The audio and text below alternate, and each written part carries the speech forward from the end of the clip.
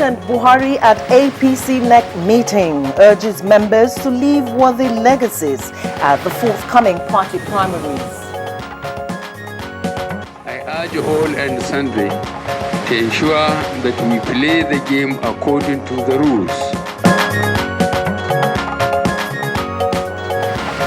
Women aspirants call on political parties to create enabling environment for women to participate and contest elective positions.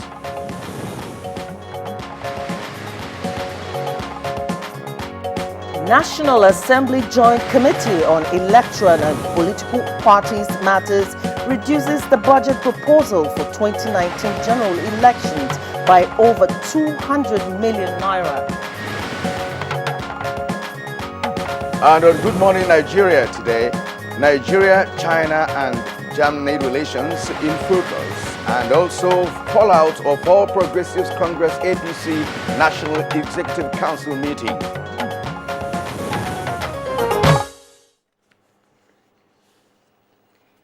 Nigeria's engagement with the world has been on the upward swing since President Muhammad Buhari assumed office and undertook several visits around the world to lay before the international community the new development trajectory for Nigeria. Yes, so of course, Joy, the visits have continued to yield significant results as Nigeria has not only attracted investment, but is also a major voice in international politics and diplomacy. You can say that again, Kirian. As we speak, the German Chancellor Angela Merkel is in town on a visit to Nigeria as part of her tour of 3 West African countries, which began with Senegal. And this, of course, is coming just a day after the British Prime Minister Theresa May left Nigeria on a similar visit where agreements were signed in different sectors. Now, a similar scenario is expected during the German Chancellor's visit where security, economic and other issues will be discussed and agreements equally signed.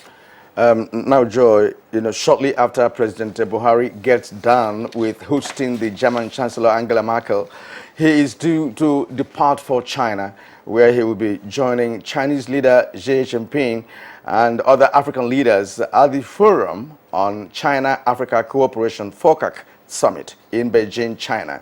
That's right, Kingsley. Now, the summit billed to hold from Monday, the 3rd of September, has the theme China and Africa toward an even stronger community with a shared future through win-win cooperation. All right, Joy. And now, FOCAC is a key platform for the collective dialogue and cooperation between China and African countries, which was launched in the year 2000 with the last summit held in December 2015 in Johannesburg, South Africa. So this morning, our plate is full of Nigeria and the international community as we x-ray the benefits of all these engagements that President Buhari is taking active part in. We have experts to put all this in context for us to understand the diplomatic jargons. All right, diplomatic jargons indeed. And also this morning we shall be discussing the NEC meeting of the ruling All Progressives Congress, which took place yesterday. What are the takeaways?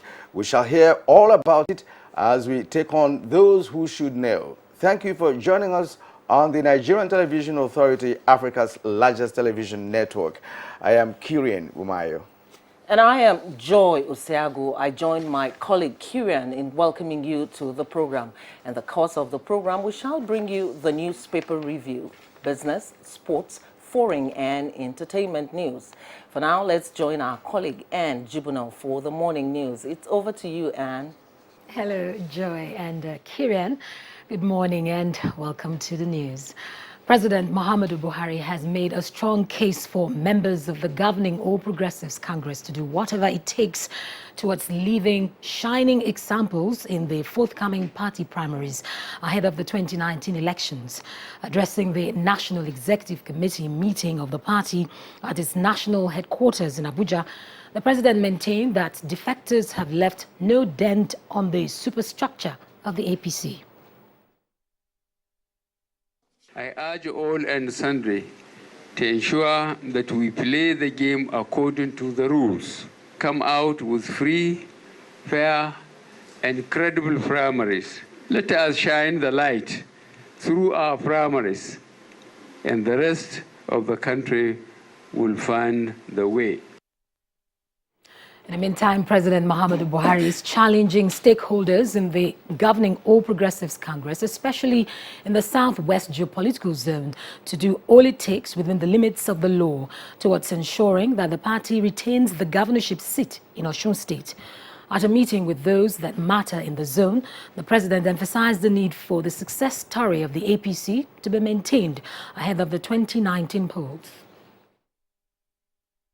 Once we express confidence in ourselves, we will proceed to work to achieve success. But if we maintain any division through whatever reason, then failure is guaranteed. May God protect us. Amen. We are going to be available at any time we are asked to come forward and campaign for our party, so that we will maintain our success story all over the country. Meanwhile, President Muhammadu Buhari will today depart for China to participate in the 7th summit of the Forum on China-Africa Cooperation, FOCAC, scheduled to hold from September 3rd in Beijing. A statement by Garba Shehu, Senior Special Assistant to the President on Media and Publicity, says the President's first engagement in Beijing will be an interactive session with the Nigerian community in China at the Nigerian Embassy. He says President Buhari, in his capacity as the current chair of ECOWAS, is expected to make remarks at the high-level dialogue between Chinese and African leaders, business representatives, and African entrepreneurs. The Nigerian president is scheduled to join President Xi Jinping and other African leaders for the opening and round-table sessions of the 2018 FOCAC Beijing Summit on the theme towards an even stronger China-Africa community with a shared future. After the FOCAC summit, President Buhari will hold bilateral meetings with President Xi Jinping and Prime Minister Li Keqiang to discuss infrastructure financing for strategic projects in Nigeria and the upgrading of Nigeria-China relations from strategic partnership to a more comprehensive strategic partnership. The president will also use the opportunity of his audience with the Chinese leadership to assess the progress made so far in Chinese interventions in Nigeria's key priority infrastructure projects, particularly ongoing projects in the railway and power sectors. Now, the young aspirants under the aegis of the Not Too Young to Run movement have urged political parties to ensure that the cost of nomination forms is affordable. They made the request during a meeting with the Senate President, Bukola Saraki, and other leaders of the People's Democratic Party in Abuja. I hereby announce my intention to run for the office of the President of the Federal Republic of Nigeria in the coming elections in 2019 on the platform of the People's Democratic Party. And the National Assembly's Joint Committee on Electoral and Political Party Matters has reduced by over 200 million naira the budget proposal for the 2019 general elections. This brings the figure down to 143.3 billion naira as against 143.5 billion naira proposed by President Muhammadu Buhari.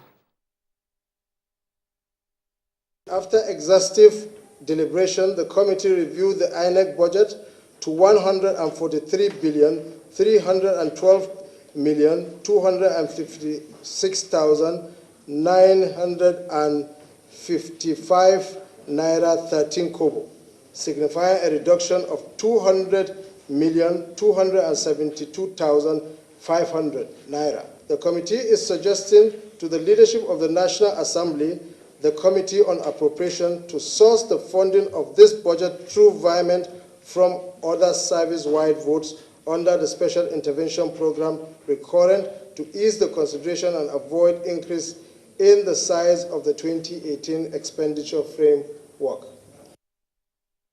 Political parties in the country have been called upon to create the enabling environment for women to not only participate more actively in the political process, but also contest elective positions on a level playing field. This was at an advocacy summit for women political aspirants in Abuja. Nigerian women had the confidence in me and voted for me in 2015. It is my hope that the confidence is still there. Seeing this gathering, I am also confident that it means so. Let me add my voice on the call on women to contest for political offices and effect the changes they want to see. In other news, the need for broadcast organizations in Nigeria to adhere fully to broadcast standards and codes has been re-echoed in order to foster a democratic society in the country, especially as the 2019 elections draw near. This was at the 4th annual lecture of the National Broadcasting Commission held in Abuja. We should also not forget that the general election is fast approaching, and we would need gatherings of this nature for sensitization and education for proper conduct. The Nigeria Broadcasting Code stated that broadcasting shall influence society positively, setting the agenda for the social, cultural, economic, political, and technological development of the nation. That's the news for now. Good Morning Nigeria continues with Joy and Kirian after the break. Unemployment, notably youth unemployment, features strongly in our party's manifesto. We intend to attack the problem frontally through revival of agriculture.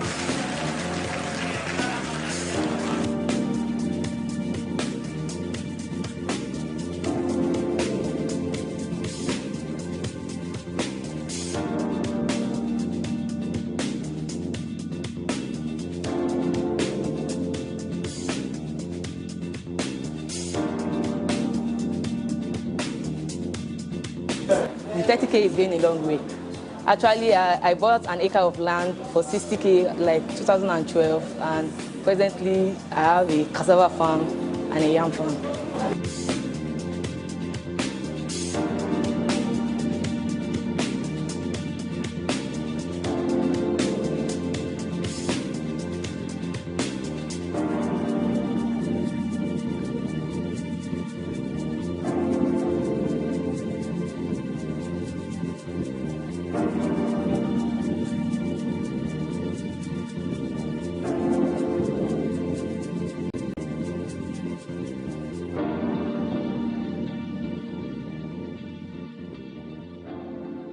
Reorganized, trained, and fully equipped, we are the new improved Nigeria Police Force.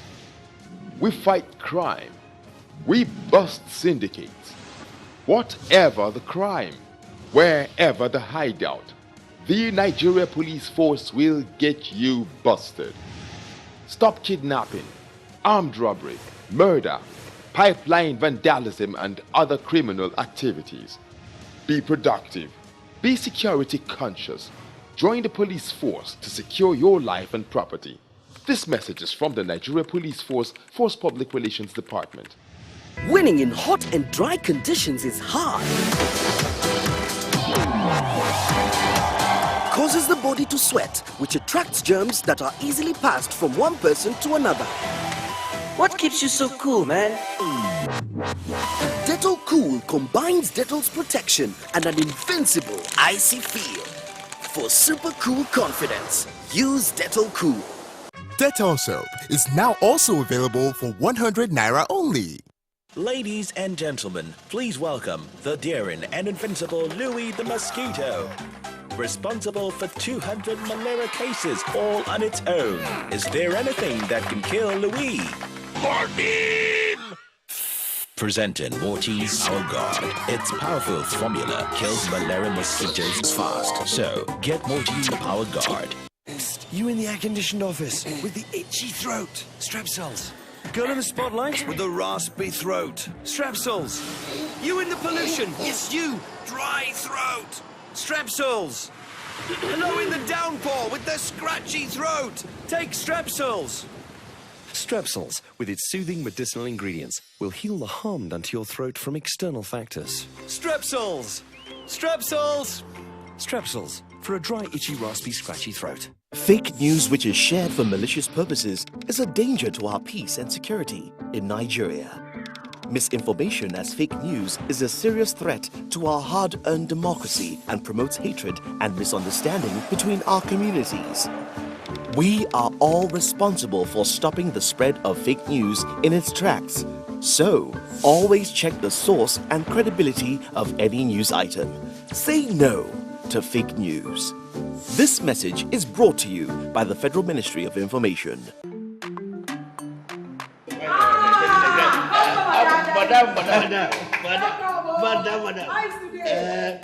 Brought us as usual. As usual. You have no problem. For the three put You are welcome, sir.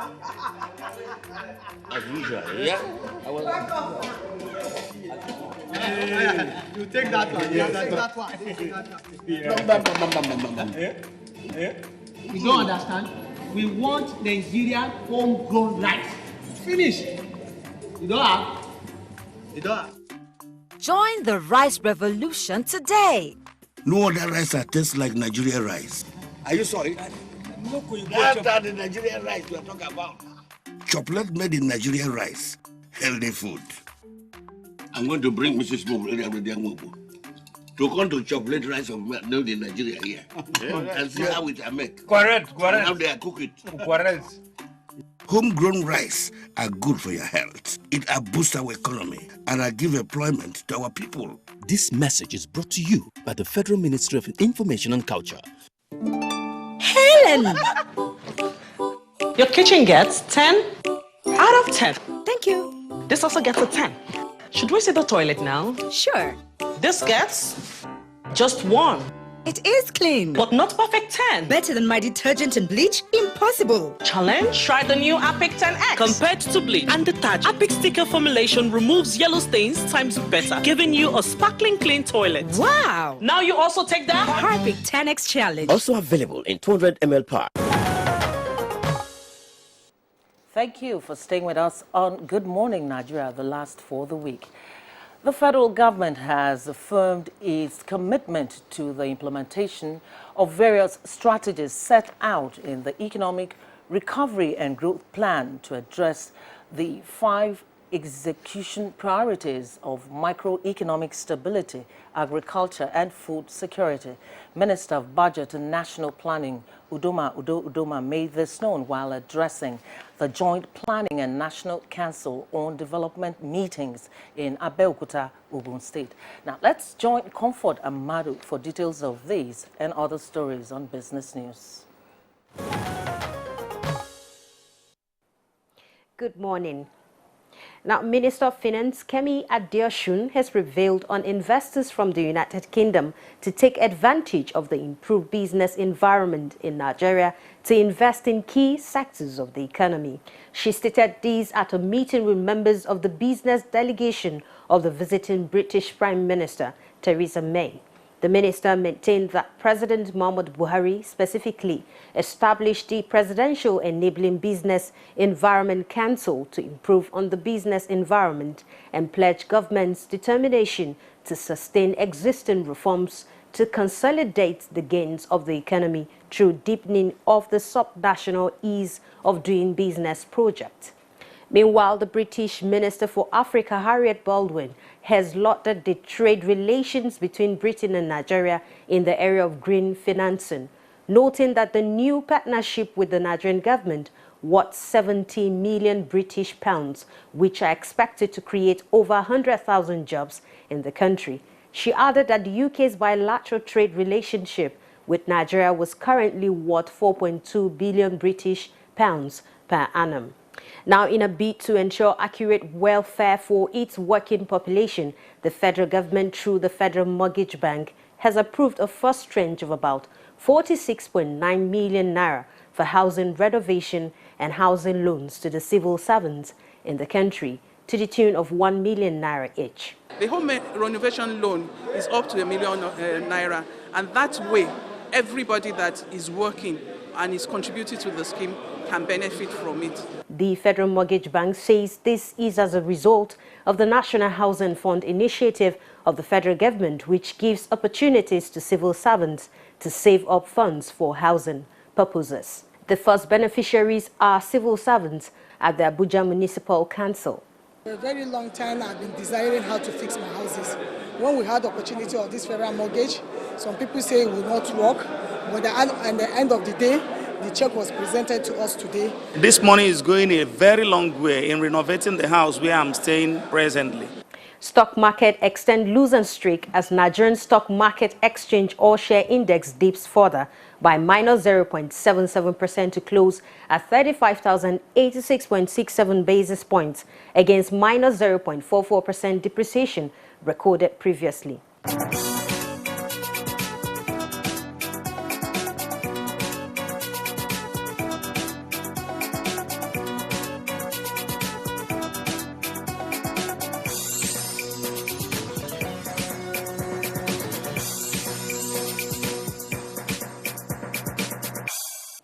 Its year-to-date returns currently stands at minus 8.25%. And that's business news for now. I'm Comfort Amadou. Thanks for being there. Comfort Amadou there with the business news for this morning. Now, next on our lineup is review of the national dailies.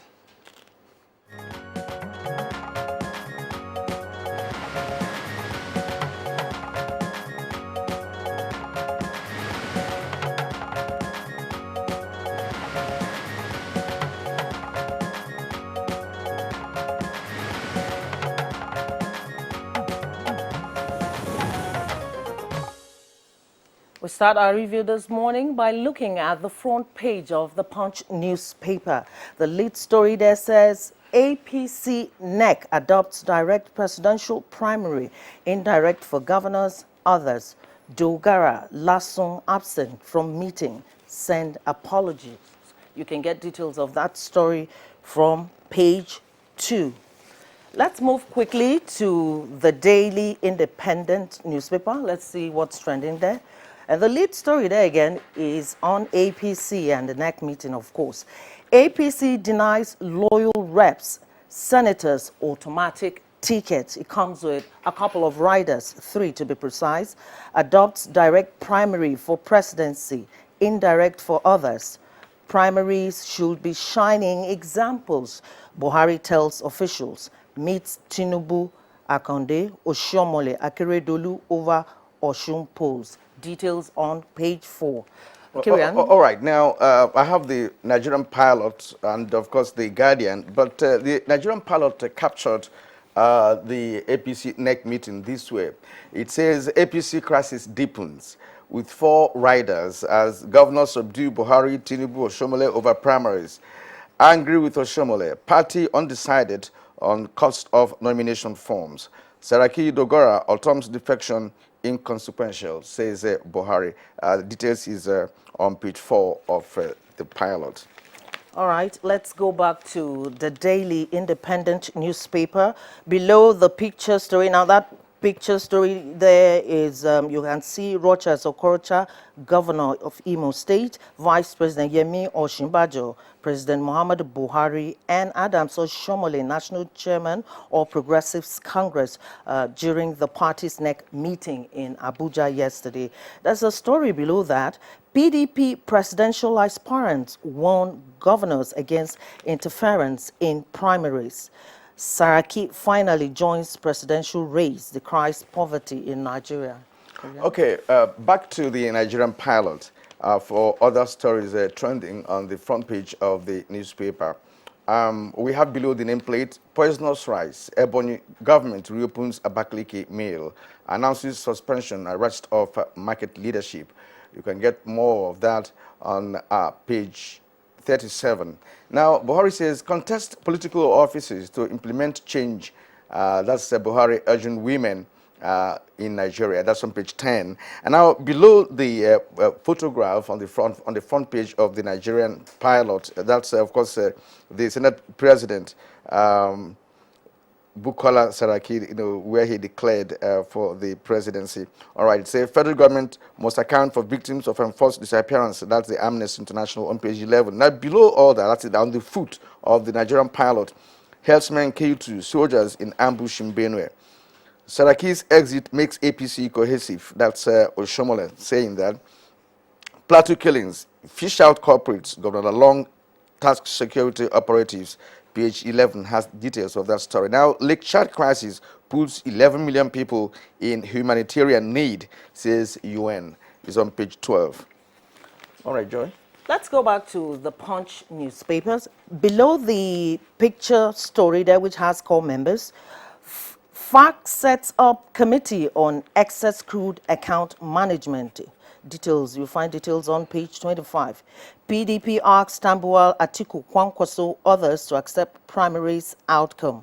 Oyo declares work-free day for PVC collection. And at the foot of the paper, I'm not after Tav, it's police prosecuting him. Otom.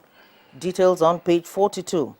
Internet fraudster abducts Facebook female friend in Lagos. Mother of 2 hacked to death in Ekiti. And Benue to demolish 300 buildings in Makudi. And let's go to the very top of the paper there. This is about flood. It says, NEMA wants people living around River Niger evacuated. And you can get details of that story on page 12. And I think that is quite impressive that they're giving this signal and warning right now for people to take note. In fact, Joy, over the years, NEMA and NIMET, including the Hydrological Agency, have always given this warning annually. But what happens is that we don't hearken, to those warnings, because if that was the case, we would have had the 2012 flood disaster, as much as it did, in riverine areas or coastal areas such as Lokoja and the rest of them. So the adherence to this information is very key, because this year the prediction is that we're going to have heavy rains and there must be flood in specified areas. And you see, evacuation is always difficult to do, because you can't ask a village to leave their ancestral homes. It's because again, where are they moving to? That's another key issue. Exactly. All right. Okay, now let's run through the Guardian. We have not seen anything on Guardian this morning. The major headline on Guardian: MTN's shares drop 23% after CBN's $8.1 billion sanction. And just below the nameplate, we have one striking story there. 88 Nigerians languish in Saudi prisons over drug offenses. That story can be read on page 4 of the Guardian. And coming down just below the main headline, we have Saraki declares bid for Aso Rock as Buhari mocks defectors.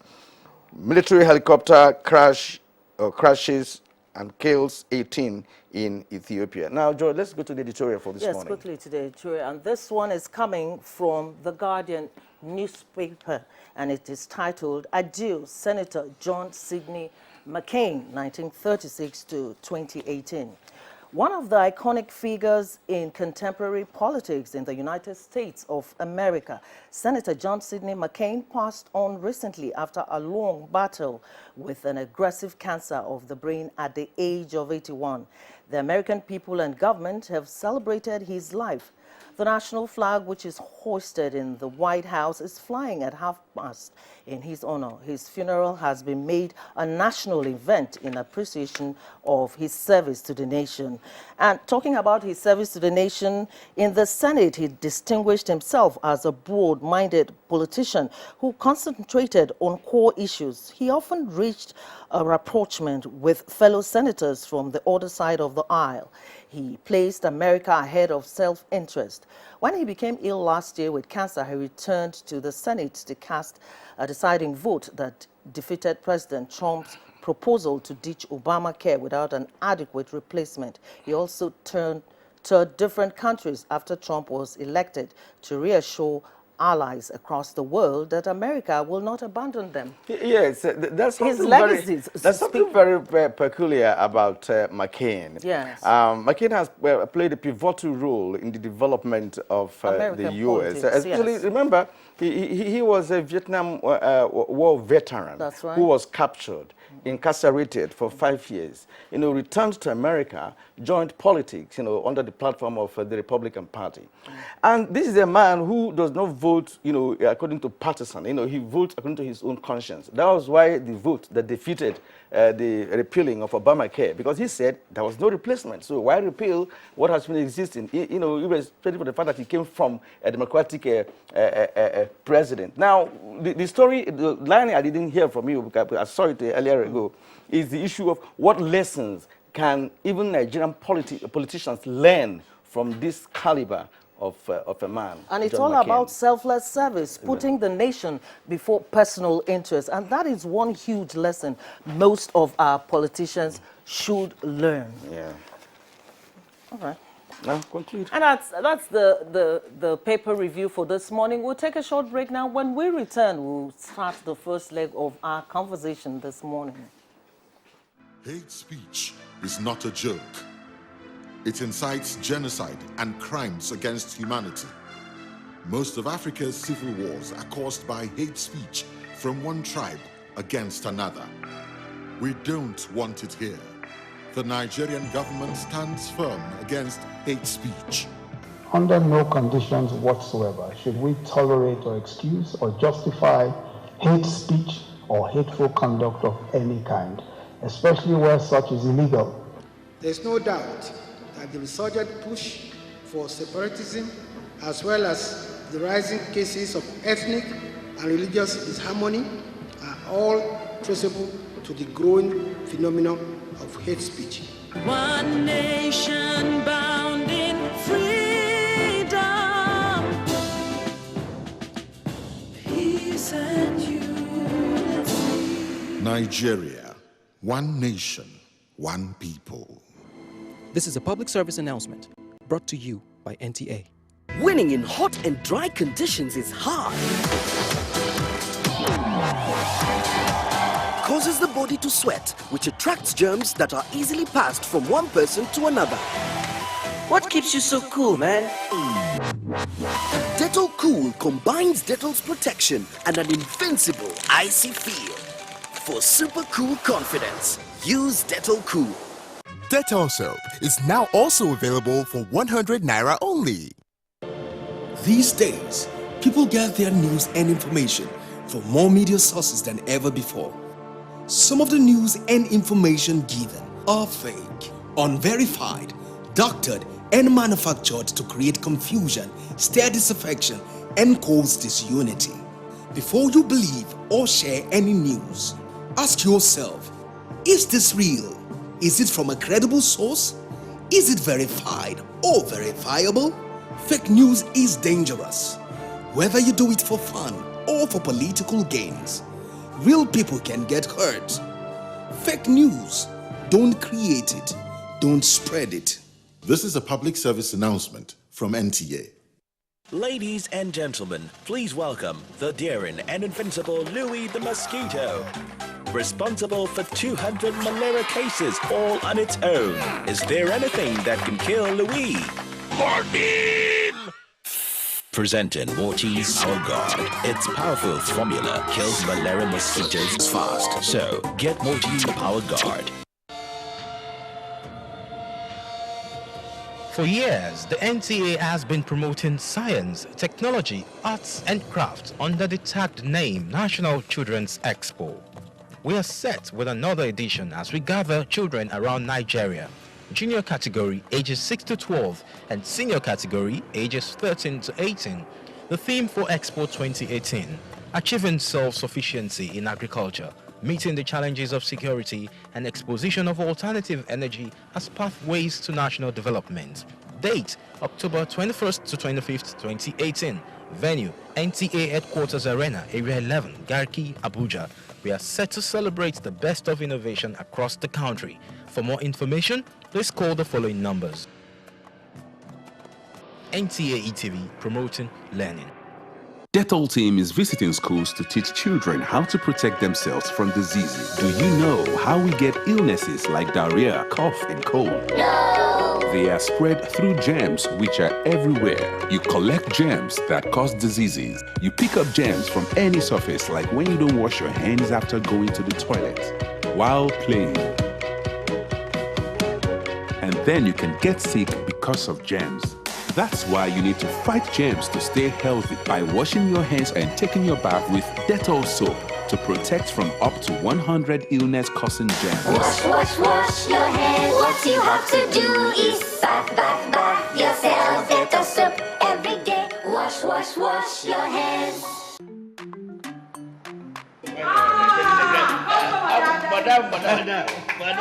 Madam. Brought us as usual. As usual. You have no problem. For the three put you are welcome, sir. As usual, yeah? I was Welcome. You take that one. You take that one. You don't understand? We want Nigerian homegrown rice. Finish. You don't have? You don't have? Join the rice revolution today. No other rice that tastes like Nigerian rice. Are you sorry? That's the Nigerian rice we are talking about. Chocolate made in Nigerian rice. Healthy food. I'm going to bring Mrs. Mobu to come to chocolate rice of made in Nigeria here. And see how it are made. Correct. And how they are cook it. Correct. Homegrown rice are good for your health. It boosts our economy and give employment to our people. This message is brought to you by the Federal Ministry of Information and Culture. Thank you for staying with us. We begin our conversation on Nigeria, China, and Germany relations by taking this background report from Timothy Yusuf. Going down memory lane, President Muhammadu Buhari in April 2016 paid a successful state visit to China, where President Xi Jinping received him. The two leaders held fruitful bilateral talks with the consensus to deepen China-Nigeria cooperation across the board. Analysts believe that under the guidance of the important consensus, the China-Nigeria relations have entered a new stage of rapid development. The forthcoming Forum on China-Africa Cooperation (FOCAC), holding in Beijing, China from September 3rd to 4th, is another opportunity for Nigeria to renew her bilateral relations with China. Consequently, the Chinese ambassador to Nigeria, Dr. Ping Jian, has disclosed the benefits Nigeria stands to gain from the 2018 Beijing FOCAC summit. Ping Jian said besides China and the co-host countries, South Africa, there will be another 52 African countries and the African Union Commission in attendance, including Nigeria. Nigeria will no doubt make a major contribution to the FOCAC Beijing summit as the largest economy in Africa as well as the largest developing country on the continent. Infrastructure such as the Abuja-Kaduna Railway, the Lagos-Ibadan Railway, the Abuja Light Rail, the Zungeri Hydropower, the airport terminal and other areas which enjoyed support from China's intervention are parts of areas expected to be deepened. With more Chinese investors now expanding their investments in Nigeria, mutual cooperation between the two countries is observed to be good news for Nigerians in pursuit of industrialization and diversification. The people-to-people and cultural exchanges are reported to be another great areas of development. On Nigeria-Germany relationship, the visit of the German Chancellor Angela Merkel to Nigeria this Friday is described by many as a welcome development. Analysts say Merkel's main focus will be on economic issues and a meeting with Nigerian President Muhammadu Buhari. They added that the German government is responsible and interested in how things work in Africa. With Nigeria's posture as the giant of Africa, what does this visit portend for the nation's economy, as well as the fight against insecurity? What area should Nigeria concentrate upon in Beijing during the FOCAC summit with a view to consolidating on the successes being recorded from the Nigeria-China existing relationship? Guests on Good Morning Nigeria are set to provide answers shortly. That's Timothy Yusuf there with a background report that will, of course, set the tone for this conversation. Now, in the studio to discuss this important topic is Malam Garba Shehu, Senior Special Assistant to the President on Media and Publicity. You're welcome to Good Morning Nigeria, as always. Thank you very much. And of course, we have Dr. Sherif Gali Ibrahim of the Department of Political Science and International Relations, University of Abuja. It's nice to have you join us this morning. Thank you for having me. Good morning, Nigerians. Okay, let's also welcome Charles Ononeju, Director, Center for China Studies. Sir, you also welcome to the program. Joy. All right, let's start by going to Malam Garba Shehu. We know that right now Nigeria is way up there on the international scene. If you talk about the caliber of visitors we have had in the country in recent times.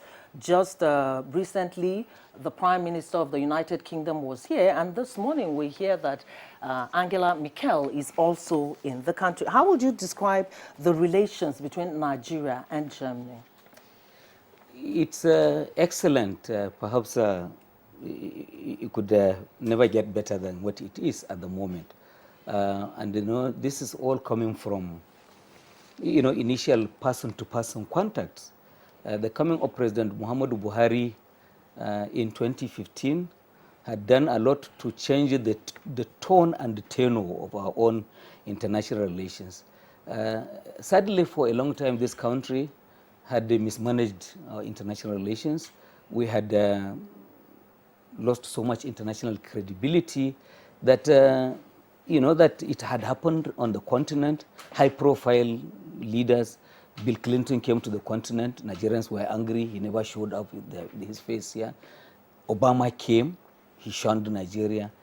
So you see them coming now, you think that something must be going on and that something has changed.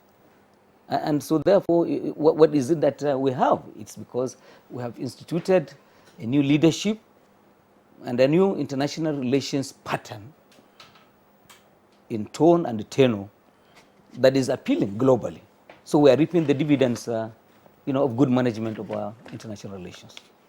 Okay, Dr. Sherif Gali Ibrahim, you are of the International Relations Department. Now, my colleague Joy was painting a scenario where we've had some visitors into this country. Theresa May just left. Of course, she is also battling with the issue of Brexit and looking for new friends or to strengthen relations. Angela Merkel is here. She's also working towards sustaining, the EU legacy. Macron of France was also here a couple of months ago. Now, what do you make of this kind of relations, taking place with Nigeria becoming a beautiful bride? You see, we have about 3 variables that really define this particular movement of European leaders into Africa and Nigeria, to be specific. The one aspect is just like the one you mentioned, which is the issue of Brexit. Because Britain exiting the European Union, now it has to look for more fruitful, partners, players to play with, to trade with. That is one. The economic competition in Europe, because, the uncertainties that really behold the European economies. So now, with the exit of Britain, from the European Union, other European nations are also trying to see how they can really stand firm, even after the exit of Britain from the European Union. That is one aspect. Then the second aspect is the issue that Nigeria is rising. Nigeria rising how politically? We're beginning to see new set of leaders emerging, those who honestly and sincerely are trying to really hold this particular country as an entity. Then secondly, rising also economically, being the largest economy in Africa and trying to really protect the economic interests of Nigeria by the current Nigerian leaders. Then the world want to romance with Nigeria. Then the third variable is the issue that the Europeans are perceiving that China is really dominating. China is been, let's say, is been at the forefront. So, and Nigeria now is just like an economic and political balancer. Why? Because it's a new bread that everybody wants to romance with. So if we leave China, China will take it all. So therefore, we must really have Africa, and the best area in Africa is the largest economy and the largest population, which is Nigeria. I think these are some of the three variables that really define the rush of these particular European leaders into Nigeria. Thank you very much, Dr. Sherif Gali Ibrahim. Let's go quickly to Charles Ononaiju, the director sent from the Center for China Studies. Now, here we are looking at the current influx of international leaders into Nigeria. It was not so in the past, as we heard from Malam Shehu Garba. What would you say, in your own perspective, is responsible for this current development, and what do we stand to gain from it? Well, like my colleagues have suggested, Nigeria is better governed. Our profile is more credible. We have our institution is growing in integrity. It's much better to rely and do business with us because you dot the lines, you can be sure of it. These are very, very important questions for international partnership. If leadership integrity is in doubt, it makes it difficult for people to take you serious. We've seen a rise in institutional integrity, leadership integrity. These are key. Of course, we have quite a lot. We are emerging regional power in the African region. It is only natural that Nigeria should play a pivotal role in engaging the rest of the world on behalf of Africa, on behalf of herself. The flurry of diplomatic activity we've seen in recent times is underwritten by institutional and leadership integrity, which people could see that is emerging. Of course, like Dr. Gali said, the Chinese angle is also very relevant. But like I would like to say, the African map, the African space is too wide to accommodate all partners. We are not particularly a beautiful bride. The point is Africa is open to business, Nigeria is open to business. The Nigerian space is too wide to accommodate every genuine partner who is interested in dealing with us on the basis of mutual benefit, mutual respect. And I think for the Chinese, this is a tradition that is as old as People's Republic of China itself.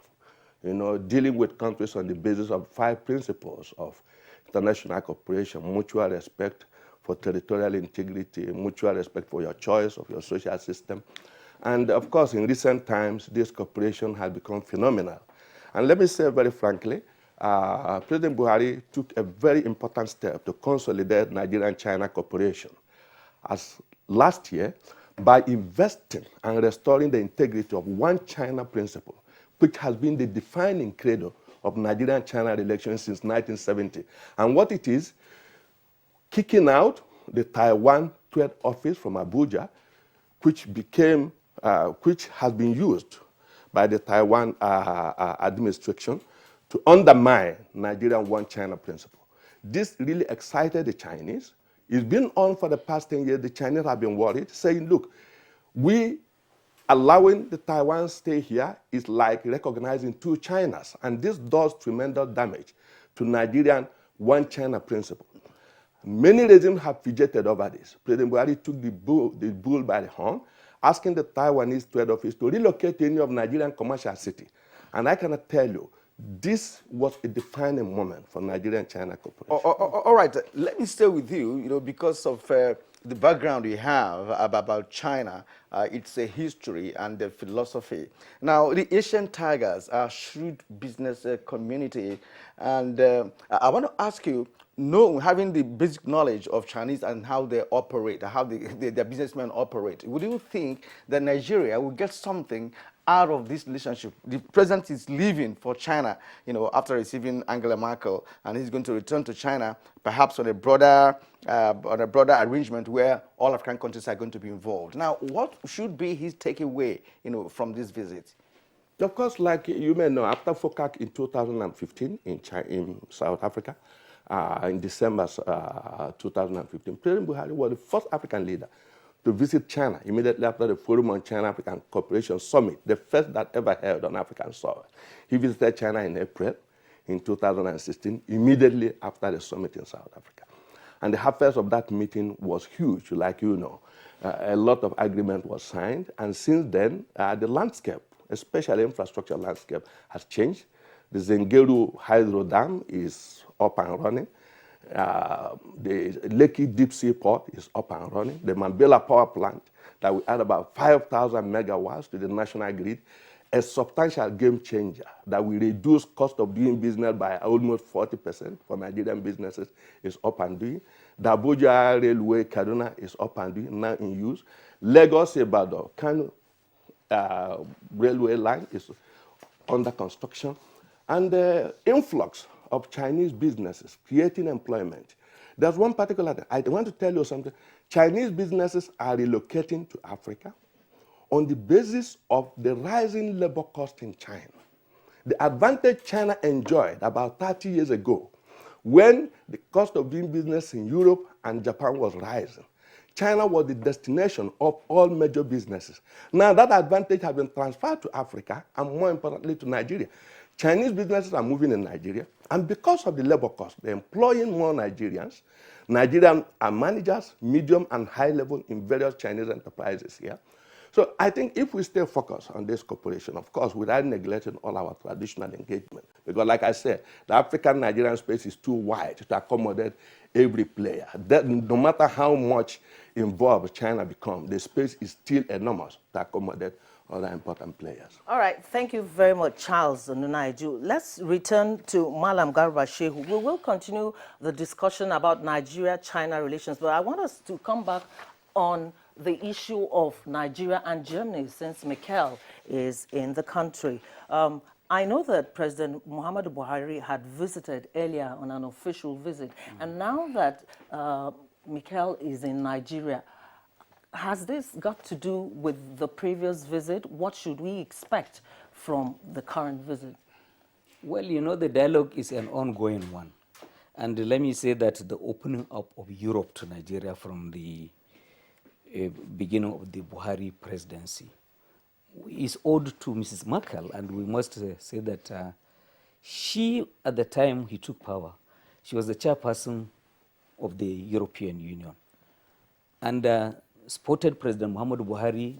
When she congratulated him upon his victory, she said, "I'm inviting you to the summit in Germany, which I'm hosting." So therefore, the first out rally was for him to have gone there, you know, after he visited some neighboring countries, was to go to.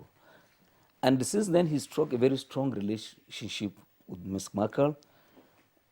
She had led Europe and her own country to engage Nigeria on the problem in the northeast, the Boko Haram insurgents, particularly dealing with military cooperation in the area of intelligence sharing and all, and support. Now, what do we expect of her visit now? She's coming here to focus on a number of things, including obviously security, and the fact that now the Northeast is being, is being restored. Peace has come back largely, and people are going back to the communities, and there is an enormous challenge resettling people going back to their communities to find that basic infrastructure, schools, mosques, churches, markets had been destroyed, so we're rebuilding the Northeast, and there is need for international support for that. And when she came here about 2 years ago, there was a German commitment that she had given, and I'm sure there will be a follow-up on that. She's leading a group of business people with a lot of interest, particularly in our own agriculture. And Germany is also restructuring their strategy globally in their own international trade. Germany is rich, is very strong in medium and small scale enterprises. And they want to move, they want to project this strength globally. They want to promote them globally. And by coincidence, you know, we have the ERGP in the country, which we are implementing. Again, focus being our need to strengthen and to grow small, medium enterprises in the country. So we expect that we strike partnership partnerships in dealing with our economies, both of them gaining from, both of us gaining from it, and matters of security, which I mentioned, had worked very well between ourselves. Now, you talked about partnerships. I want to hear more from you. Are we looking at partnership in terms of partnerships of equals? Oh, obviously, because we are all sovereign states, so therefore none is subservient to the other. If, for instance, some of the businessmen who are coming and they set up factories or industries, because that is their intention for some of them to sign agreements with local partners for setting up. There will be jobs. There will be jobs for them and for ourselves. So. Okay, I think what is interesting here in this partnership, as Joy asked, because looking at what we've had in the past, where there's one party dominating over the equals. other. There's always an imbalance yes. when we talk about developing and the developed countries. That one has been established over the years.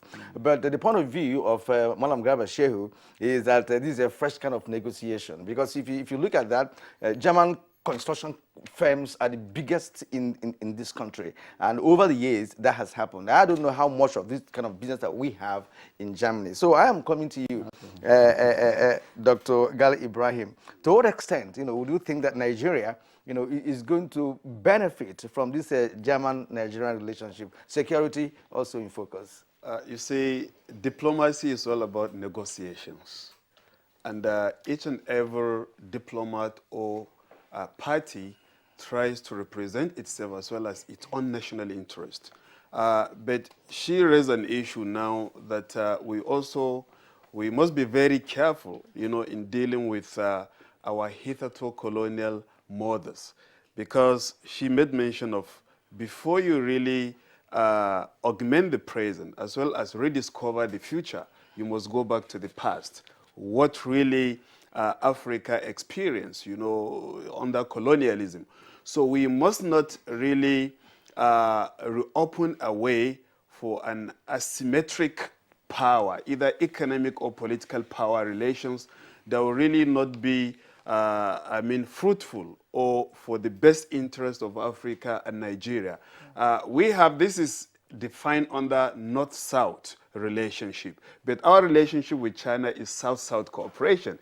China being the largest developing economy, developing nation, in the world, and Nigeria being the largest developing economy in Africa. So if you take European diplomatic and economic relations with Africa, definitely the economic relationship will not be competitive. Why? Because whatever that we might offer to Europe, they have for decades, produced such things and in a modernized shape, except in key areas of, let's say, natural resources, which define our hitherto colonial relations. What the Europeans used to get from Africa has been raw materials. And up to date, this is what we can offer to Europe, apart from miniature things that we really produce. So we must be very cautious in entering any agreement if it is not really for the benefit of our own entity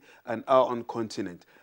This is, as earlier said, this is different from what is obtainable in Nigeria's relations with China, based on South-South cooperation. And if you look at the 5 pillars highlighted by President Xi Jinping in the last Forum on China-Africa Cooperation in Johannesburg, the 5 pillars are, the first one is we need to consolidate mutual political cooperation based on trust. We have to trust each other because we belong to the same entity, developing economies. That is one. Then win-win economic relations.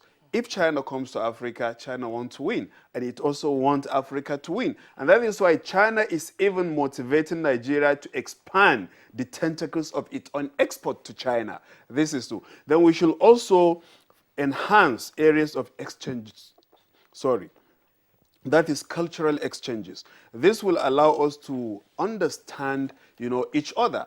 The Chinese people will understand Africans the more. The Africans will also understand the Chinese the more. This is through cultural exchanges, and there is no any country on earth that really appreciate and promote cultural exchanges like China, and especially the way it carries Africa along. Then apart from this, helping each other in the area of security. President Xi Jinping come to understand that, look, despite the level of cooperation between China and Africa, we cannot really sustain this particular cooperation without helping each other in the area of security, which has been really bedeviling Africa as a result of terrorism, insurgency, and the rest of them.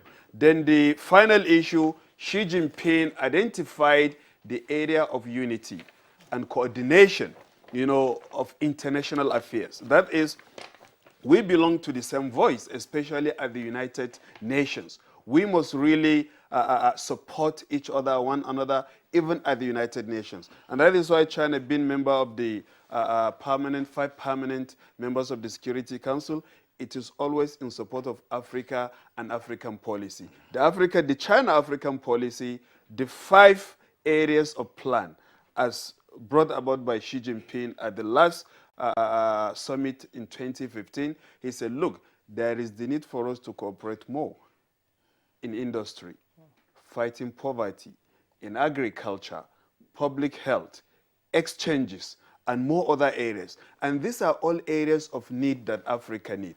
And Mr. Charles has made mention of some of the dividends and outcome of this particular negotiations and agreement, which was derived from the April 10th visit of President Buhari to China in 2016. This particular agreement, we are beginning to see the Abuja-Kaduna rail working, and Nigerians are happy about it. The construction of Lagos-Ibadan rail, the commissioning of the Abuja mass rail, that is the light rail station, and many more are coming. So these are of mutual benefit through this particular cooperation. And more scholarships are coming to African students to go and study in areas of science, areas of humanities, which will in turn bring further development in Nigeria and Africa. All right, thank you, Dr. Sharif. We have a couple of tweets coming in from our online viewers. We'll take them now before we continue with our conversation. This one is coming from Al Mubarak, and he tweets, while in China, President Muhammadu Buhari should try to ease out the bottleneck of the currency swap deal between the two countries. Nigerians ought to have been enjoying the underlying benefits of the beautiful deal by now. Again, rice importation from China needs proactive and diplomatic action. Well, Kyrian, talking about the currency swap, it just started, so there's still more time. No time for it to germinate. That's right. Okay, now, Delejak Solomon, please ask your guests in what ways is Germany and China helping to improve SMEs, agricultural products, education, culture, manufacturing, energy, combat of insecurity and terrorism in Nigeria. I think Dr. Sharif actually, touched on that when he was talking to us. All right, Mohammed Sani Umar tweets, Nigeria-China relationship is very important in helping the economy of our country, especially in power supply, business, and agriculture. All right, and from Obeni Obolahan, the China-Nigeria yuan swap deal, a great relief on dollar pressure. It affords Nigeria business community more opportunities since most imports are from China. German Chancellor Merkel visit, on the other hand, is a sign of world power interest in Buhari's administration. Prospects are high. All right, Hassan Labaran tweets, if the principal aim of the relationship is pivoted around technology, then Nigeria should embrace them with 2 hands. Okay, now from Dele Jack Solomon, Nigeria, Germany, and China have had a long-standing relationship founded on a strategic partnership to promote in North-South and South-South cooperations, development and growth of the economies. However, Nigeria must always take advantage of bilateral and multilateral relations to improve diplomatic ties, create more jobs, opportunities, and reduce unemployment for its local population through a process of skills and acquisition transfer. And one more from Ogbenio Mobolahan. He tweets, When we take a critical look at recent developments, countries around the world seem to be interested more in Nigeria now than in recent past.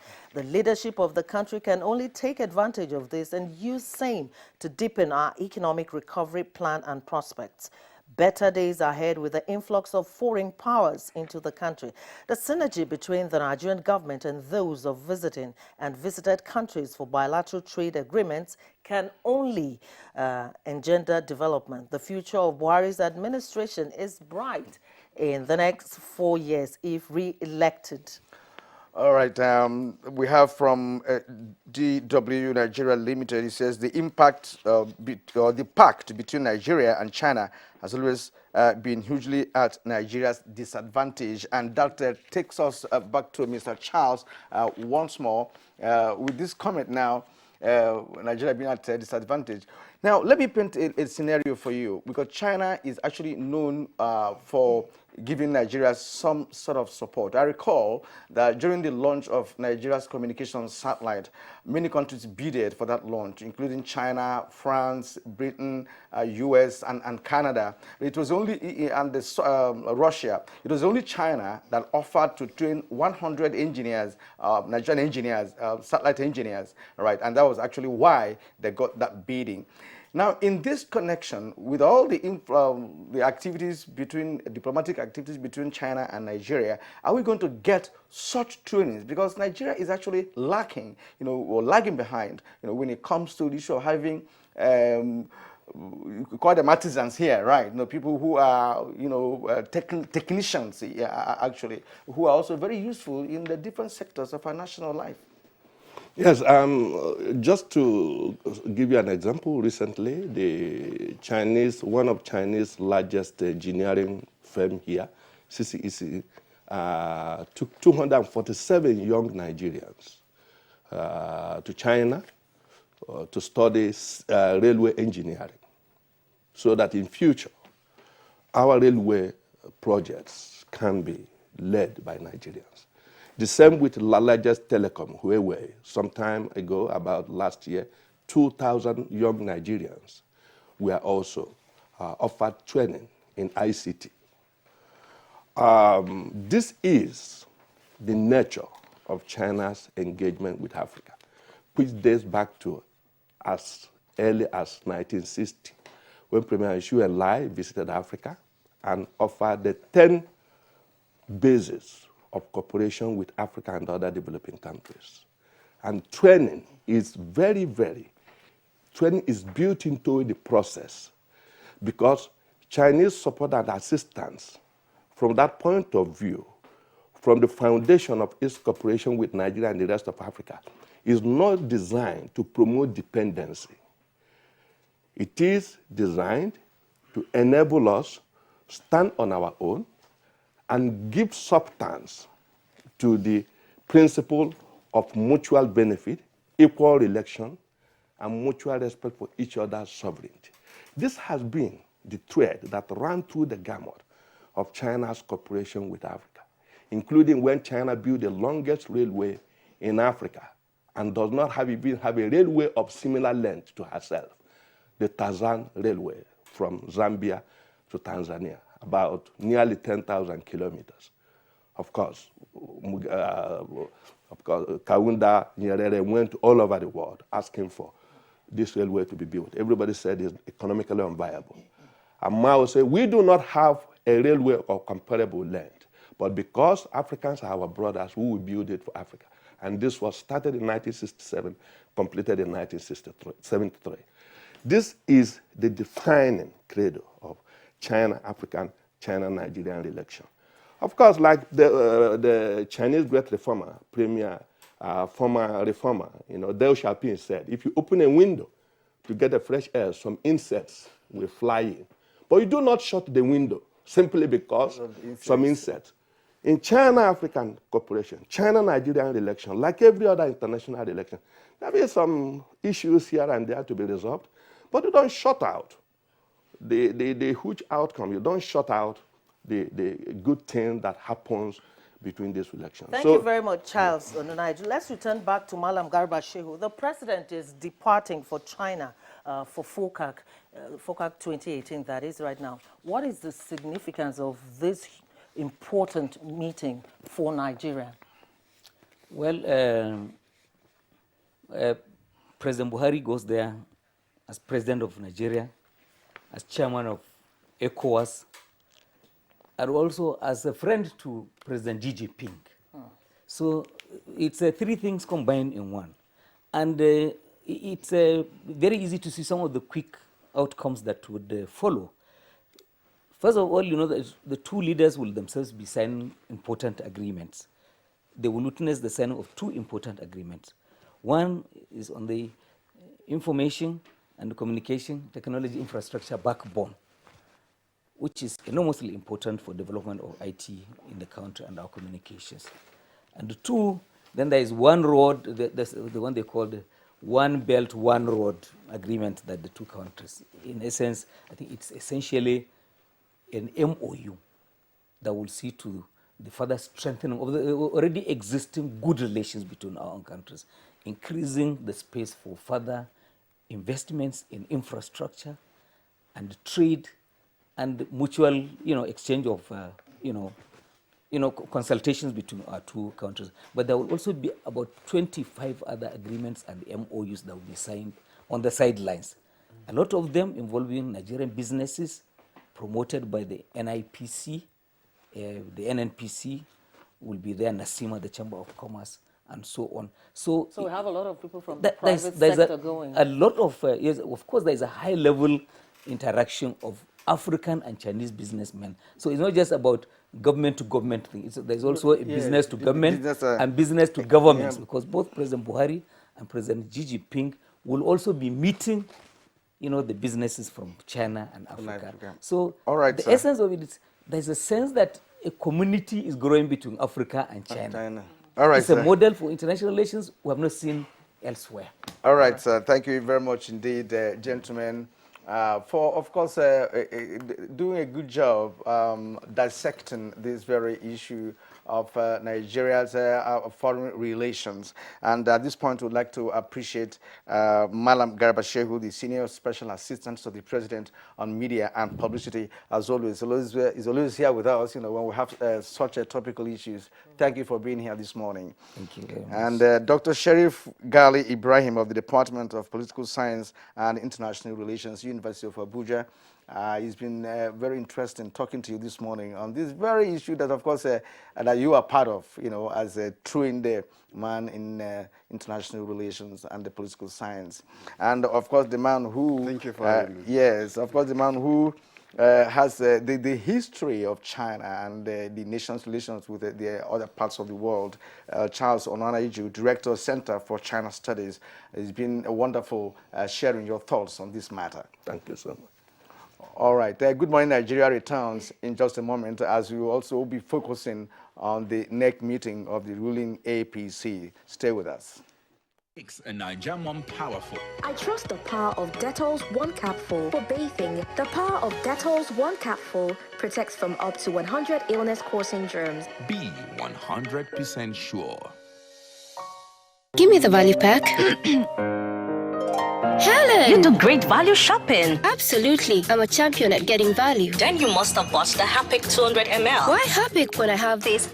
Even after applying them 10 times, they won't give a sparkling clean toilet. Impossible. Challenge. Detergent and bleach can't give a sparkling clean toilet even after 10 times. But Harpic 200 ml gives a sparkling clean toilet at one go. Wow. Harpic 200 ml. Real deal. Now only 200 naira. If you hear a bomb explosion or gunshots of an active shooter, that might be a terror attack. At such times, always remember 3 action words. Run, hide, report. Don't try to run towards the terror scene to save the situation, because there might be a second bomb blast or another attack. Run far away and take cover. Make sure you are safe first. Yes, it is in our nature to sympathize over the hurt, but remember, only trained personnel can help in such situations. When in a secured environment, promptly call relevant authorities and help will come. For anonymous reporting, call 09630-3250-5 or 0813-2222-106. If you see something, say something. Nigeria, unite against terrorism. This message is brought to you by the Federal Ministry of Information and Culture. Winning in hot and dry conditions is hard. Causes the body to sweat, which attracts germs that are easily passed from one person to another. What keeps you so cool, man? Dettol Cool combines Dettol's protection and an invincible icy feel. For super cool confidence, use Dettol Cool. Dettol soap is now also available for 100 naira only. Jennifer, don't tell me you're still looking for chapters for your expo. What expo? I'm reading to pass. Yeah, right. I beg, we all know even if you study, the surest way to graduate in this school is to do a rejo. Or better still, we hook the lecturers, Abby. No, that's a thing of the past. I would not get a certificate I cannot defend. I would not be a burden to the nation or the society by fixing or buying certificates that does not add value to my life. This is the era of change, and change begins with me. This message is brought to you by the National Orientation Agency in conjunction with the Federal Ministry of Information and Culture. Now, before we begin our conversation on the fallout of APC NEC meeting, let's join Salihu Abdullahi for this report. It is the first NEC meeting by the current National Working Committee since their inauguration in June 2018. This meeting is crucial in view of the enormous task before them by working to sustain the party's vision of continuity in governance at a time when the political atmosphere in the country is engaged. After over 3 hours of meeting behind closed doors, Governor Simon Lalong of Plateau State addressed the media. As activities build up ahead of the 2019 general elections, issues on guidelines to achieve free and fair party primary election, and the need to uphold unity among members with determination for the party to sustain internal democracy dominated discussion. But we discussed that yes, patriotic and loyal members should be given, should be rewarded, but not necessarily with automatic tickets. It is also a consensus that it is imperative for state executive committees to use the direct and indirect primaries based on their peculiarity and needs. The resolution is based on Article 20, subsection 3 of the Constitution. The mode of primaries is either direct or indirect. The report of the elections in various states were brought forward, and APC has shown what it is to be the most acceptable party in the country. Now, joining us in the studio to discuss the fallout of the APC NEC meeting is Senator Magnus Abe, representing Rivers Southeast Senatorial District, and the Chairman, Senate Committee on FEMA. Distinguished, thank you very much for joining us this morning. Thank you very much. Kirian? Okay, also with us this morning to discuss this important meeting by the ruling APC is Dr. George Moralo. He's the National Auditor of APC. George, you're welcome. Thank you so very much. Good morning. All right. Gentlemen, let Nigerians know the takeaway from this all-important meeting, because as election draws nearer, all the parties are trying to dot all the I's and cross all the T's in preparation for the election. So what was this NEC meeting all about, Moralo? Like every meeting, you come up with an agenda.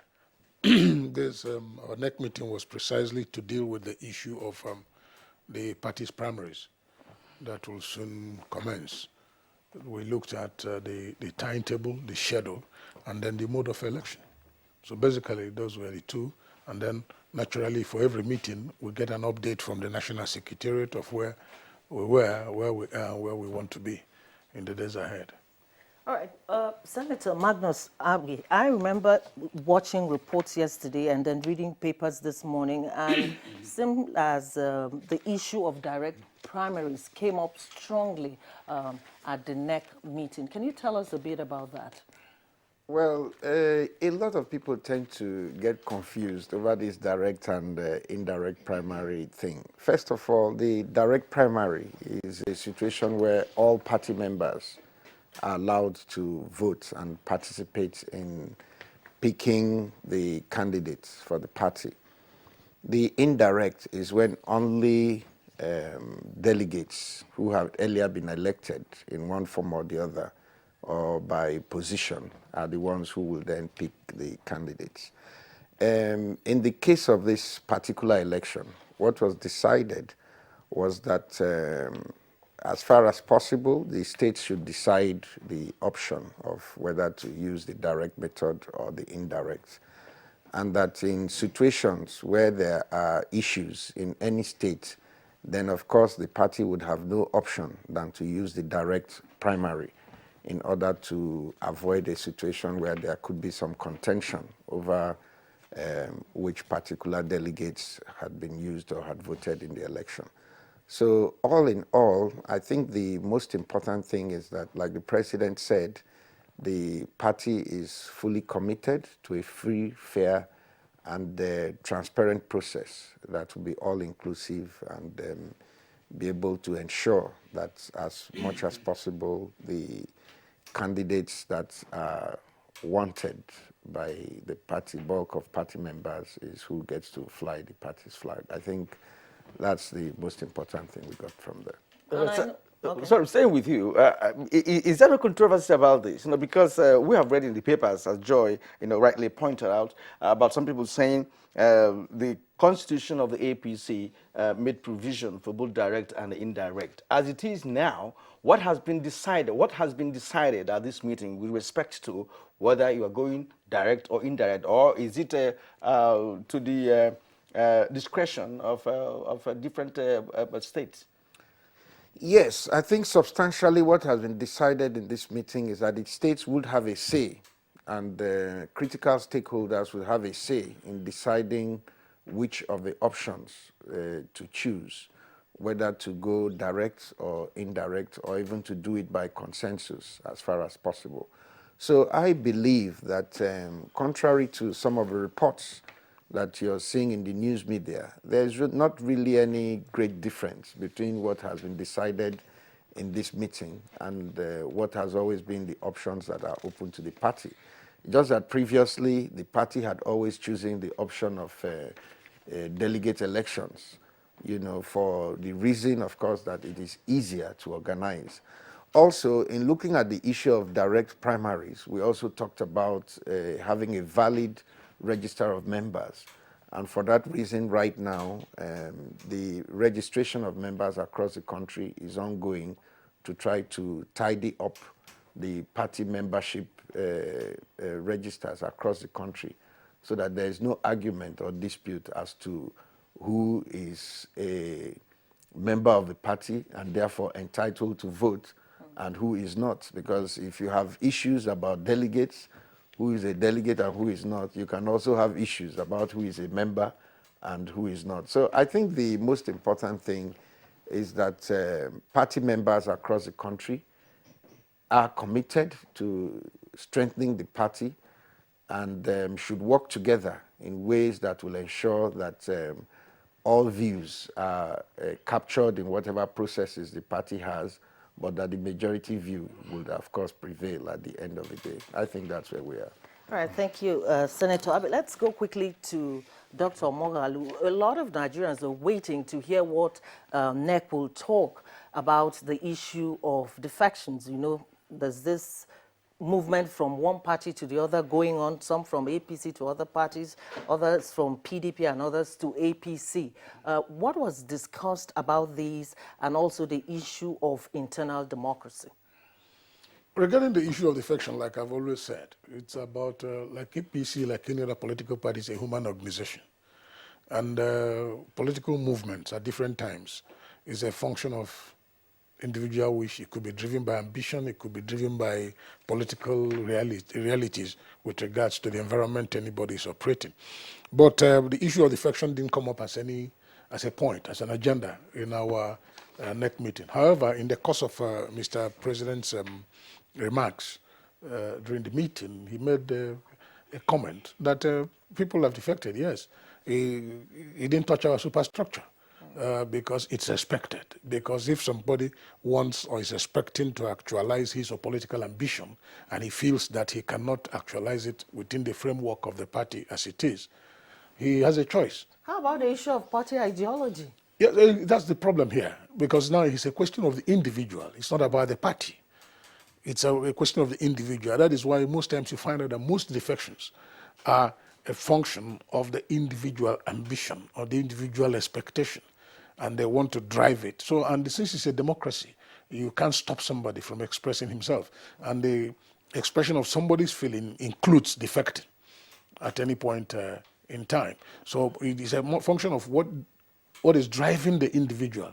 Am I being driven by ideology? Am I being driven by self? Am I being driven by ambition? So it's for you now, the individual, to answer those questions. If you're being driven by ideology, yes, my ambition cannot let me leave my party, because I believe in the party first. But if I'm being driven by ambition, it's a matter of if I check and then my ambition cannot be realized, the next morning I'm gone. Now, second leg of her question has to do with internal democracy. And some of those who defected also pointed to the fact that there were misunderstandings, among party members. Some talk about high-handedness, some talk about lack of internal democracy as one of their reasons, for leaving. Perhaps we understand the fact that there are those who are left based on ambition, but also some are saying that there are certain abnormalities, in the running, in the party machinery, of the APC. Like I said, in situations like this, one has to justify his action. And in an attempt to justify your action, you can say things that don't even exist. For us as a party, we believe so much in internal democracy. We provide the enabling environment for people to express themselves. We provide the enabling environment for people to play their politics. But you see, every politics is local. Your future, your ambition is going to be determined by the immediate environment you're operating in. So nobody can make that claim and then go out of it. But the point here is that when you want to take a decision as serious as defecting from your party platform to another party platform, certainly you prepare excuses. You prepare stories you have to tell to justify that action. And such stories may include claims of high-handedness or there's no internal democracy. How do you justify internal democracy when there's no election? It is only when we are preparing for primaries like we are preparing now that you can say, oh, I was shut out, oh, I didn't get what I wanted. It goes back again to individual ambition. Because when you want to get the ticket of the party and you are subjected to, to elections, and you find that everybody is allowed to compete, because we cannot restrict anybody so long as you meet the requirement. If at the end of the day the person does not get it, he loses. The next moment, because it's a democracy, because you're free to say what you want to say, he can claim that I failed because I was shut out, or that conditions, the enabling environment did not provide me the opportunity to actualize my ambition. So it goes back again to the issue of ambition. The truth here is that the party will do what is expected of the party. You have to create the enabling environment for people to express themselves. That is the much the party can do. The other aspect of it, because we cannot sit back in Abuja and instruct the people in my local government that he has to be George Mogalo. It can't work. It's not democracy. George Mogalo has to go home to his primary constituency, and then the other persons who may desire the same position will also come. What the party in Abuja will do is to send umpire or umpires, depending on the number. They will coming with a guideline that one, you have to have this minimum qualification, you have to provide this, you have to provide that. Once all of us have it, then the people on the ground, whether direct or indirect, will determine who will fly the flag. So at the end of the day, if you lose, you can go home and sulk. Or at the end of the day, you now start announcing that, oh, that power from above or power from under stopped All me from right, Dr. actualizing my Mogal, ambition. I would like to hear Senator Magnus Abe's opinion on this issue. You know, some people will tell you the reasons for defection will have to do with fairness, fair hearing in the party. Do you agree with that? Well, in truth is that there are challenges in our political space. There is no doubt about it. My senior brother is a national auditor of the party, so he is part of the party powers that be. But that is not the real reason why people defect. People make their calculations. Because if you talk about internal democracy, I think I have been in PDP. We left PDP because of impunity. And anybody who understands PDP knows that whatever you get in APC is 1,000 times better than what PDP would offer. So there are challenges in the Nigerian system. There is no running away from that. But this is not just because of a party. It's because of the system that we run. If somebody is a governor, for example, in a state, and he belongs to a particular political party, he has powers and influence in that party that is over and beyond that of an ordinary member. And these challenges are there in our democracy. But fundamentally, I agree with Chief Judge Mogalu. The reason why a lot of these people are moving is because of personal calculations. For example, everybody in Nigeria knows that President Muhammadu Buhari is going to run his second term as president of Nigeria on the platform of the APC. Now, if you're a member of the APC and you're from the north and you want to run for president, you know that if President Buhari runs on the platform of the party now, after his tenure in 2023, it will be difficult for any member of the APC that is from the north to convince the party to still give their ticket to a northerner. Because by the unwritten rotation of Nigerian politics, the next president will invariably have to come from the southern part of the country. So if you're from the north and you want to run for president, you know that this is the only opportunity you have to make your case in this party or in any other party. So you move to where you can find room to make that case. That's the real reason why, no matter what calculation you make, some of these people have to move now, because for them, for a lot of them, is now or never. Because if they don't run now, like 2023, they are not allowed to run or they cannot make it. It will take another 8 years before they can make a legitimate claim. So is it about the individual or the interest of the nation? Well, substantially, that's what I'm explaining to you, that a lot of these people who are moving at this time are not moving because of impunity or because of internal democracy or because of challenges, because those challenges are there in it's part of the Nigerian political landscape. If you read the papers yesterday, you see where people are saying, oh, PDP governors should not interfere in the choice of the... They are going to interfere. Everybody knows that. So it's not a question of internal democracy. It's a question of what the individual is looking for at that particular point in time. So the challenges of internal democracy are there in our political space. And a lot of the changes that have been made in the Electoral Act are designed to try to address those challenges. And there is always need for improvement. But the point I would make here, and make it clearly, is that as far as this country is concerned, the only political organization that is committed to transparency and to making the effort to try to do things right is the All Progressives Congress. So as far as Nigeria is concerned today, no matter how oppressed you are, the place where you can get the best deal in this country is in the APC.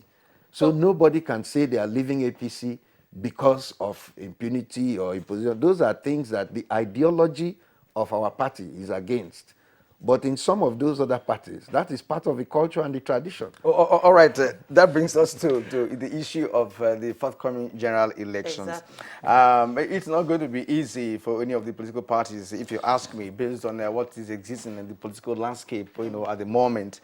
Judge Mogalu, how prepared is the APC to face this music? Because many have defected, and these defectors are from different parts of the country, especially some states that you should be interested in as a political party.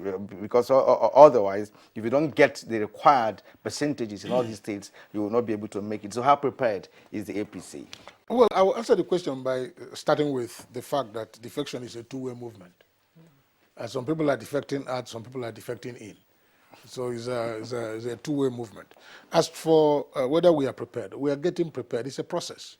It's not a one-off thing. It's a process, like we just started. Yesterday we had our meeting, we looked at the schedule, we provided the guideline for the primaries. The major thing any political party has to do at this time is to make sure that the process of choosing its representatives, its candidates in all the elections is free, fair, and credible. Because what that does is that it builds confidence. It gets everybody's buy-in. Everybody gets involved at all levels so that you get the candidates who can carry the party flag, who understand the party, who are going to serve the people, and then who the people want. Because what we are doing is to provide a template, provide the enabling environment for the people now to decide who they think will do the best for them. So once we as a party, we are doing that. We are getting ready. We are fully prepared. We know the date for the elections are fixed. So it's not coming by sudden. We know the date of the elections early next year. So we are working, having that in mind. The primaries, we have a template, we have a guideline, we have a timetable released already by INEC. So we're working within the limits of that information that we're already privy to. I can tell you without fear of contradiction that as a party, we're getting prepared by the day. We're getting ready. We know the challenges. We are going to go to the Nigerian public again with the report card because two things will happen.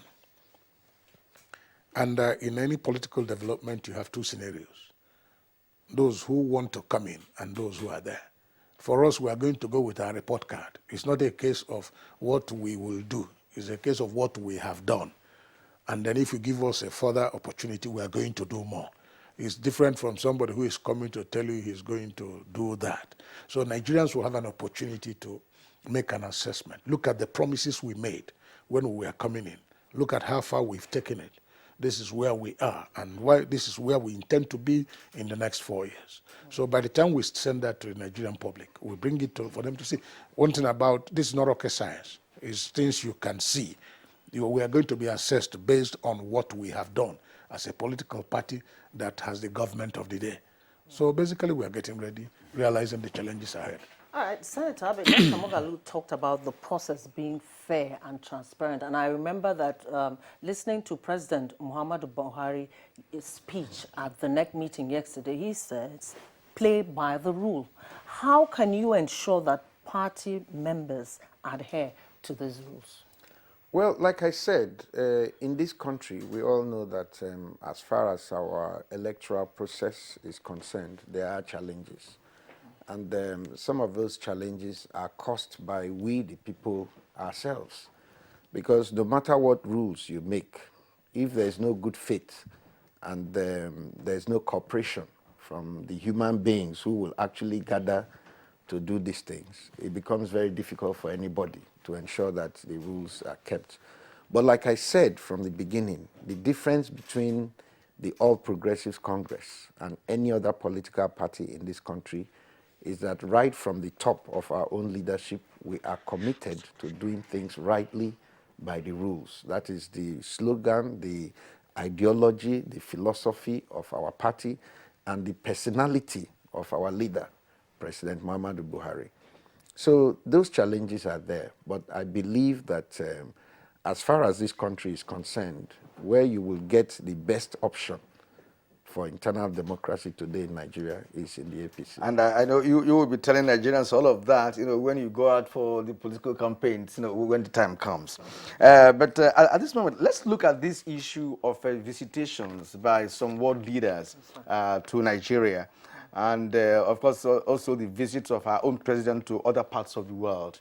Juxtapose this, on the issue of your preparation for the election. What does it bring in? Does it bring in any kind of a plus, to your campaign strategy? For me, like I said yesterday, I see it as an endorsement of the man, Muhammadu Buhari. I see it as an endorsement of his activities. I see it as an endorsement of his government. That foreign leaders are coming. Nigeria is beginning to win back its position as the leader of Africa. It's not about things that are said. It's about the reality on the ground. Here is a man who is receiving national and international endorsements for his integrity, for his commitment, for his dedication, and his sincerity. Against his personal wish, the other day, the leadership of ECOWAS was imposed on him. He had to accept. Not too long ago, he was invited to talk to the World Court in Hague because of his anti-corruption credentials. That these foreign leaders, world leaders, are visiting Nigeria and then inviting him to visit their countries goes to show that we have a man who is credible, we have a man who has character, we have a man we can, as a nation, leverage on his integrity. So what we need to do as a people is to support him. What we need to do as a people is to encourage him to keep doing what he is doing. The truth about it is that Nigeria is beginning to be seen again in the international community as a prime player, a great nation with great people. It's not like before we are looked at as pariahs. It's not like before when it's shameful to carry the green passport. Now we flaunt it. Now you can be bold enough to say that you're Nigerian because of what the president and the leadership of the country is doing today. So what we need to do is to encourage it. For me, like I said earlier, it is an endorsement. So we need to build on it. We would like Abet to react to that. Yes. Well, I can only add my voice to what Chief Mogalo has said. I think that as far as I can see in this country today, there is really only one leader that Nigerians would accept his word for what he says and what he means. And the international community has also keyed in to that. I think that the long-term impact of this will be felt even more as we go forward, because today now we're in a position where we can deal with the international community along our own rules, and they understand that we are doing that because this is what we have agreed to do. Nobody looks at it that if we make a rule in the country, it's because the president has one personal agenda or the other. The whole world has also agreed that this is the only African leader that has no money, stashed anywhere in the world. And so for that reason, his acceptability worldwide is first class. Contrary to what some of you would think, I believe that the majority of Nigerians already know that President Muhammadu Buhari is going to be returned next year. It is in the interest of the country. It is in the interest of the stability of our politics. It is in the interest of the stability of our economy, because we all know that we just came out of a recession that was caused by corruption and mismanagement. So I believe that as far as the eyes can see, the ship of the Nigerian state is in clear, steady winds.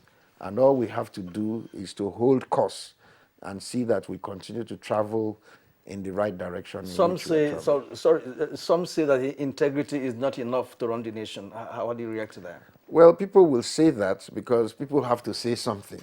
This is a political season, and a lot of what you see going on are just politicians trying to capitalize on different situations to leverage on them to promote their message. But clearly, as you and I can see, a lot of those plots and tactics have collapsed. First of all, what they wanted to do was to create a situation of religious issues, tribal issues, and all that. That has collapsed in the face of the evidence that is on ground. And so in running out of steam, people have to run to other things. Now they are even beginning to say that, oh, corruption is very good. I mean, how can human beings make that kind of argument? So people have run out of things to say. And the reality of the re-election of President Buhari is now staring everybody in the face. If you look today at this country, there is nobody who can come out now and has the credentials and the ability to offer a contrary message to Nigerians that Nigerians would accept. For the simple reason that a lot of those who are going to come to say what they want to say, we have heard them before. And people know that their word is not worth much. But the people of this country know that Buhari's word is bankable. So I think we're pretty clear where we're headed. All right, we'll still talk more about the issue of integrity and how that relates to the electorate too, but we'll take a couple of tweets and then we'll get back to our discussion.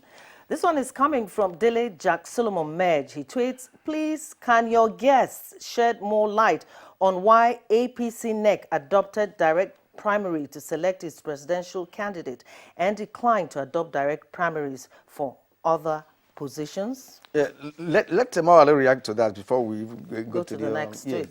First of all, like my brother Senator Abe rightly said, we believe that we want to create the enabling environment for every party member to participate in choosing our president. We're talking about the president of Nigeria. What is wrong with it? Getting every card-carrying member of the party to be part of it. We want it to be more participatory. We want to get everybody involved. As simple as that. Very participatory, so that everybody can be involved. Every card-carrying member of our party from all over the country.